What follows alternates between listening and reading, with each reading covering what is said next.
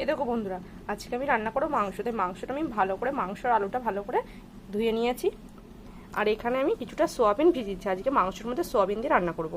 আর রান্নাটা আজকে আমি হাঁড়ির মধ্যে করবো। আর হাঁড়ির মধ্যে গরম করে হাঁড়িটার মধ্যে আমি তেল দিয়ে দিয়েছি। তেলটা ভালো মতন গরম হয়ে গেছে, তাই দিয়ে দিচ্ছি ফোড়ন। এর মধ্যে দিচ্ছি জিরে, একটা শুকনো লঙ্কার গোটা গরম মশলা ফোড়নে। ফোড়নের সব কিছু ভালো করে ভাজা হয়ে গেছে। এবার দিয়ে দেবো পেঁয়াজ। এর মধ্যে আমি 1 বাটি পেঁয়াজ দিচ্ছি। যেহেতু আমি সোয়াবিন দিয়ে করবো, তাই আমার মশলা কিন্তু অনেকটাই পরিমাণে বেশি দিতে হবে।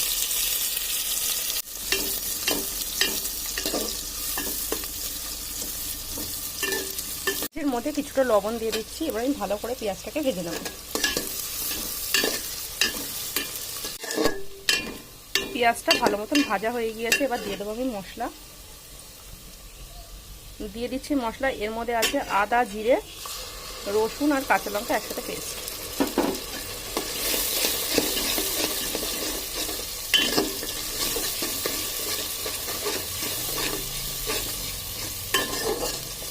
এবার এই মশলাটাকে ভালো করে কষিয়ে নেব। এরকম বন্ধুরা, হলুদ লবণ দিয়ে ভালো করে আমি মশলাটাকে কষিয়ে নিয়েছি।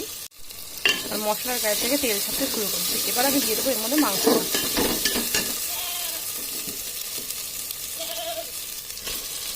এটা বন্ধুরা, মাংস, আলু আর সোয়াবিন কিন্তু আমি সব কিছু একসাথে দিয়ে দিয়েছি। এবার আমি ভালো করে কষিয়ে নেব। এবারে আমি দিয়ে দেবো কিছুটা লবণ।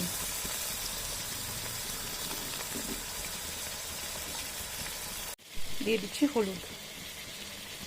এবার সব কিছু একসঙ্গে ভালো করে কষিয়ে নেব।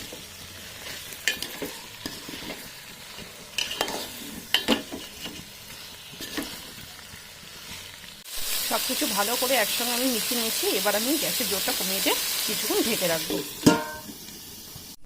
কিছুক্ষণ রেখে দেওয়ার পর আমি ঢাকনাটা খুলবো।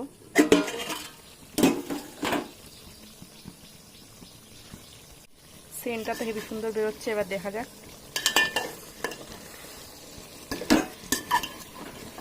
অনেকটাই কিন্তু জল বেরিয়েছে।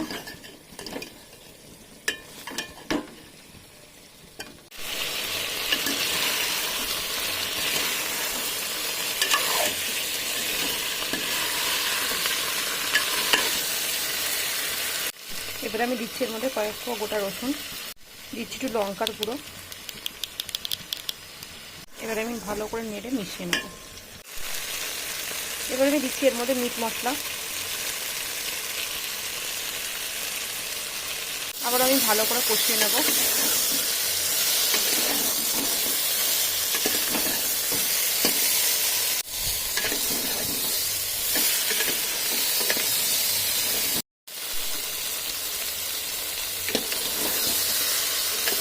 মাংসটা কিন্তু বেশ কিছুক্ষণ ধরে আমি কষিয়ে নিয়েছি। এবার আমি দিয়ে দেবো জল।